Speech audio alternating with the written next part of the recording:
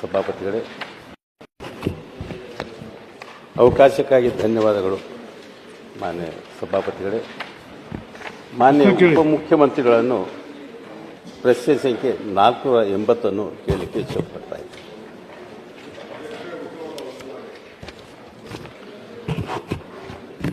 ಮಾನ್ಯ ಸಭಾಪತಿಗಳೇ, ಉತ್ತರವನ್ನು ಸಮಂಜಸವಾಗಿ ನೀಡಿದ್ದಾರೆ ಅಂತ ನಾನು ಭಾವಿಸ್ತಾ ಇದ್ದೇನೆ. ಇದು ಶಿರೂರು ಏತ ನೀರಾವರಿ ಯೋಜನೆ ಈ ಮೊದಲು ಘಟಪ್ರಭಾ ಬಲದಂಡೆ ಕಾಲುವೆ ಅಧೀನದಲ್ಲಿ ಅದಕ್ಕೆ ಸಂಬಂಧಿಸಿದಂಥ ಅಚ್ಚುಕಟ್ಟು ಪ್ರದೇಶದಲ್ಲಿ ಅಳವಡಿಕೆ ಆದಂಥದ್ದು. ಅಲ್ಲಿಂದ ಟೇಲ್ ಎಂಡ್ವರೆಗೆ ಅಂದರೆ ಶಿರೂರುವರೆಗೆ ಈ ಭಾಗದ ಬಾಗಲಕೋಟೆ ತಾಲೂಕು ಬದಾಮಿ ತಾಲೂಕಿನಲ್ಲಿ ಬರಬೇಕಾದ್ರೆ ಅನೇಕ ಅಡ್ಡಿ ಆತಂಕಗಳು ಆ ಗೋಕಾಕ್ ಭಾಗದಿಂದ ಬರ್ತಾ ಇದ್ದು. ಕಳೆದ 20 ವರ್ಷಗಳ ಹಿಂದೆ ಮಾನ್ಯ HK ಪಾಟೀಲ್ ಅವರು ನೀರಾವರಿ ಸಚಿವರಾದಂಥ ಸಂದರ್ಭದಲ್ಲಿ ವಿಶೇಷವಾದಂಥ ಒಂದು ಮೂರ್ತ ರೂಪ ಆ ಘಟಪ್ರಭಾ ಬಲದಂಡಿಗೆ ಕೊಟ್ಟರು. ಆ ಯೋಜನೆ ಪೂರ್ತಿಯಾಗಿ ನಮ್ಮ ಭಾಗಕ್ಕೆ ನೀರಾವರಿ ಆಗ್ಬೋದು ಅನ್ನುವಂಥ ಆಸೆ ನಾವೆಲ್ಲರೂ ಇಟ್ಕೊಂಡಿದ್ದೀವಿ. ದೌರ್ಭಾಗ್ಯದಿಂದ ಆ ಯೋಜನೆ ಕೂಡ ಟೇಲ್ ಎಂಡ್ವರೆಗೆ ಸಮರ್ಪಕವಾಗಿ ಆಗಲೇ ಇಲ್ಲ.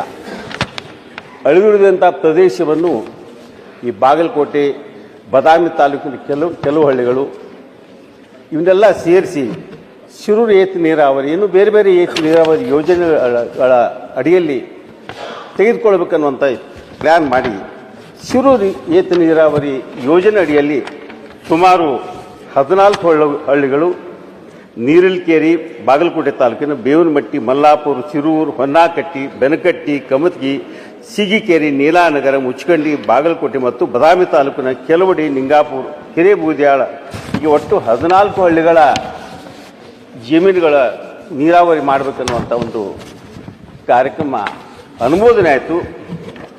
ಆ ಅನುಮೋದನೆ ಆದ ನಂತರ 22ರಲ್ಲಿ ಆಗಸ್ಟಲ್ಲಿ ಅನುಮೋದಿಸಿದ ಕೂಡ 1ನೇ ಹಂತದ ಕಾಮಗಾರಿಗೆ ಟೆಂಡರ್ ಕರೆದು ಒಡಂಬಡಿಕೆ ಮಾಡಿಕೊಂಡ್ರೂ ಕೂಡ ಸರ್ವೆ ಕಾರ್ಯ ಇನ್ನೂ ಮುಗಿದಿಲ್ಲ ಸರ್. ನನಗೆ ಬಂದಂಥ ಆತಂಕ ಅದು. 2ನೇ ಹಂತದ ರೇಜಿಂಗ್ ಮೇನ್, ಡೆಲಿವರಿ ಚೇಂಬರ್ ಇತ್ಯಾದಿ ತಾಂತ್ರಿಕ ಮಂಜೂರಾತಿ ನೀಡಿದ್ರೂ ಕೂಡ 2020 1 ವರ್ಷ ಆಯಿತು, ಇನ್ನೂ ಕಾರ್ಯಾರಂಭವಾಗಿಲ್ಲ.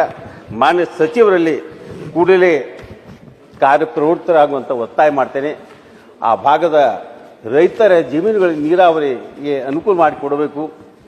ತಕ್ಷಣ ಏನು ಅನುಮೋದನೆ ಕೊಡುವಂಥದ್ದು ಆ ಹೈದರಾಬಾದ್ ಮೂಲದ ಒಬ್ಬ ಕಾಂಟ್ಯಾಕ್ಟ್ರಿಗೆ ನೀವೇನು ಕೊಟ್ಟಿದ್ದೀರಿ, ಸರಿಯಾಗಿ ಮಾಡ್ತಾನೆ ಇಲ್ಲ ಗೊತ್ತಾಗ್ತಾಯಿಲ್ಲ, ನಮಗೆ ಸಂಶಯ ಬರ್ತಾ ಇದೆ. ಒಟ್ಟಾರೆ ಆ ಯೋಜನೆ ತೀವ್ರವಾಗಿ ಕಾರ್ಯಾರಂಭ ಮಾಡುವಂಥ ಹಿನ್ನೆಲೆಯಲ್ಲಿ ನಾನು ಅವರಲ್ಲಿ ಒತ್ತಾಯ ಮಾಡ್ತೇನೆ.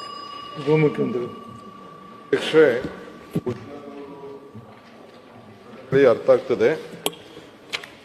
ನಾವೀಗಾಗಲೇ ಕಂಪ್ಲೀಟ್ ಅವ್ರಿಗೆಲ್ಲ ಮಾಹಿತಿ ಇದೆ.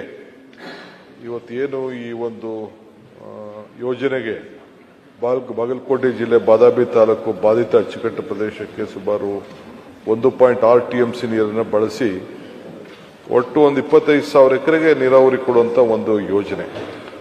ಇಲ್ಲಿ 2 ಸ್ಟೇಜ್ ಮಾಡ್ಕೊಂಡಿದ್ದೀವಿ.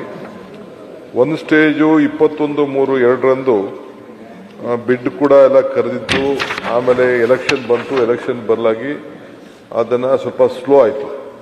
ಆಮೇಲೆ ನಾವು ಪಾರ್ಲಿಮೆಂಟ್ ಎಲೆಕ್ಷನ್ ಚುನಾವಣೆ ನೀತಿ ಸಹಿತ ಜಾರಿ ಆದ್ರಿಂದ ಗುತ್ತಿಗೆದಾರರನ್ನ ಅದನ್ನು ಕೂಡ 27/1/24ರಂದು ಮಾಡಿಕೊಂಡು ಕಾಮಗಾರಿಗಾಗಲೇ ಪ್ರಗತಿಯಲ್ಲಿದೆ. ಸ್ವಲ್ಪ ಜಲ್ದಿ ಆಗಬೇಕು ಅಂತ ಹೇಳ್ತಾ ಇದ್ದಾರೆ. 2ನೇ ವಿಚಾರ ಏನಿದೆ ಅವರ ಹಳ್ಳಿಗಳೆಲ್ಲ ಅವರೇ ಹೇಳಿದ್ದಾರೆ, ನಾನೇನದನ್ನು ಪ್ರಸ್ತಾವನೆ ಮಾಡಬೇಕಾಗಿಲ್ಲ. ಒಟ್ಟು 157 ಕೋಟಿ ರೂಪಾಯಿ ಅಂದಾಜು ಪಟ್ಟಿಯನ್ನು 21/2/24ರಂದು ನಿಯಮ ಪರಿಶೀಲನಾ ಸಮಿತಿ ಕೂಡ ಈಗಾಗಲೇ ಮಾಡಿದೆ. ಟೆಂಡರ್ ಪ್ರಕಟಣೆಯನ್ನು ಕೂಡ ನಾವು 14/7/24ರಂದು ಹೊರಡಿಸಿದ್ದೇವೆ. ತಾಂತ್ರಿಕ ಬಿಡ್ಡನ್ನು ಕೂಡ ಈಗಾಗಲೇ 9/8/24ರಂದು ತೇರಲಾಗಿದೆ. ಸದಿ 3 ಜನ ಭಾಗವಹಿಸಿದ್ರು. ಇದರಲ್ಲಿ ಅರ್ಹರನ್ನು ಈಗಾಗಲೇ ನಾವು ಕೊಟ್ಟು ದಿನಾಂಕ 25/18ರಲ್ಲೇ ಹಿಂದೆ ಒಂದು ಬಿಡ್ ಇತ್ತು ಅಂತ ತಿರಸ್ಕಾರ ಮಾಡಿದ್ದು.